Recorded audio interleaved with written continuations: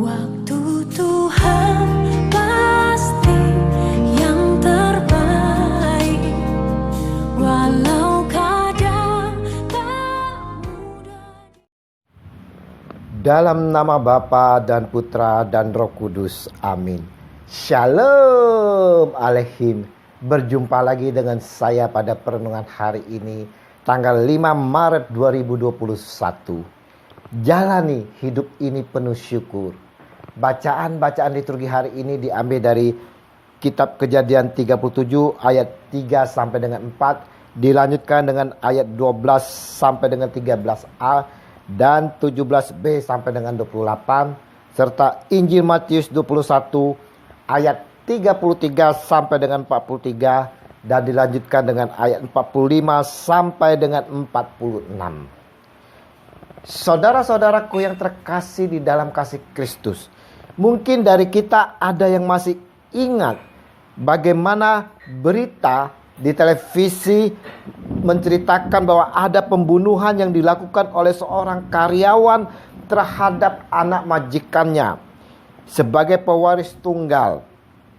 Apa yang ada di benak pelaku hingga mau membunuh saat itu? Sesungguhnya majikannya cukup baik kepada dia dan karyawan-karyawan yang lain. Ini tak lain, saudara-saudara, adalah rasa iri di mana karyawan lain upahnya yang tinggi sesuai dengan kedudukannya, dan juga pelaku merasa majikannya tidak adil. Injil hari ini, saudara-saudara, mengisahkan bagaimana perumpamaan tentang penggarap-penggarap anggur. Di sini yang mau menceritakan bagaimana kasihnya Allah kepada umat manusia sejak awal. Namun sayang, ditanggapi salah oleh manusia itu sendiri.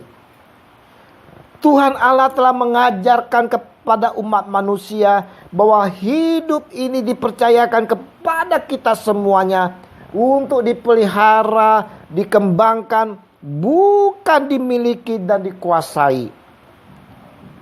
Tapi apa yang dilakukan oleh manusia, saudara-saudara? Apa tanggapan manusia? Tanggapan kita akan kasih Allah yang telah diberikan kepada kita. Sejak awal, manusia tak pernah bersyukur, tak mau dihajar dan dinasehati. Manusia dari awal telah hidup di dalam keserakahan dan iri. Keserakahan dan iri ini, saudara-saudara, menumbuhkan kejahatan di dalam hati manusia. Kitab Kejadian hari ini, kita lihat bagaimana saudara-saudara Yusuf yang iri terhadap dirinya yang dikasihi oleh Israel. Injil hari ini, para penggarap kebun anggur menghalalkan segala cara untuk merampas kebun anggur yang bukan miliknya. Inilah, saudara-saudaraku yang terkasih, cerminan hidup orang-orang Yahudi yang nantinya dengan segala cara menyingkir Yesus yang diutus Allah hingga penyaliban di kayu salib. Nah, saudara-saudaraku yang terkasih di dalam kasih Kristus, dalam masa prapaskah, masa olah batin saat ini, kita mau merefleksikan diri kita.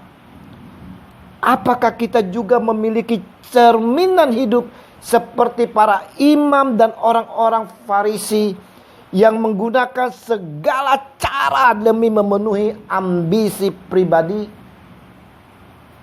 Adakah dari kita memiliki tabiat serakah dan iri yang tak tahu berterima kasih?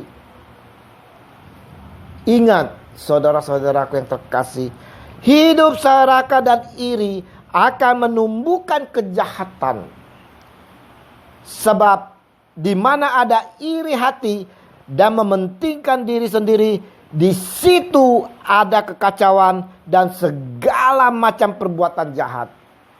Yakobus 3 ayat 16. Jika kamu menaruh perasaan iri hati dan kamu mementingkan diri sendiri, janganlah kamu memegahkan menaklukkan diri, dan janganlah berdusta melawan kebenaran. Yakobus 3 ayat 14. Biarlah dari perenungan hari ini, saudara-saudara, di masa prapaskah, masa puasa, kita semua dapat mengendalikan diri kita. Pengendalian diri yang merupakan buah-buah roh terhadap ambisi pribadi dengan mengorbankan orang lain. Tetapi dengan mau selalu bersyukur segala anugerah kehidupan yang harus kita kembangkan demi pelayanan. Mari saudara-saudara yang terkasih, kita mau singkirkan, kita buang jauh-jauh serakah iri hati yang ada di dalam hati kita. Kita mau saat ini berlutut di hadapan Tuhan, di kaki kayu salibnya, mau bertobat. Yesus Tuhan kami, sering kami hidup di dalam kedagingan. Kami iri terhadap saudara sahabat.